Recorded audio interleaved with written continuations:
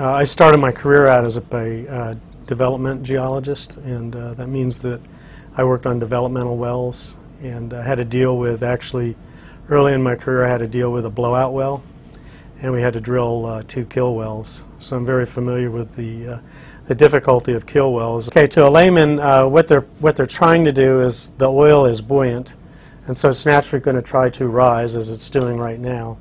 So once it comes out of the wellbore, it's going to try to rise to the surface. And what they're trying to do is to place, it's almost like a funnel, but an upside down funnel. And you know, you turn it upside down like this, the oil is trying to fill that cup up. It's going to rise through the water column and try to fill that up. Now, the biggest challenge is going to be to hold it steady, and I don't know what types of mechanisms they'll use to do that, but hold it steady over the wellbore and capture the oil. Then they also will have a tube that comes out of it, and I don't know if this is a good prop to use, but you have a tube or a pipe coming out of it, and it's like a funnel.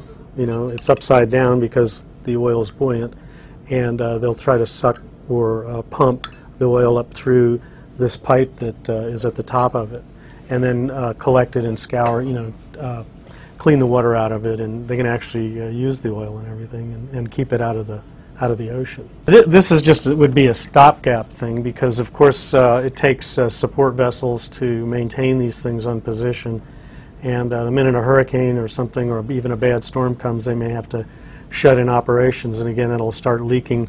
You know, once they stop pumping through the pipe, the cup will fill over and the oil will come out of the edges. Now what they really don't know is at that depth, if they have to worry about currents or anything to stabilize it over the well, if you know, the blowout preventers there, you know, can they keep it stable? If you were doing this in 60 feet of water, it probably wouldn't be that hard to do.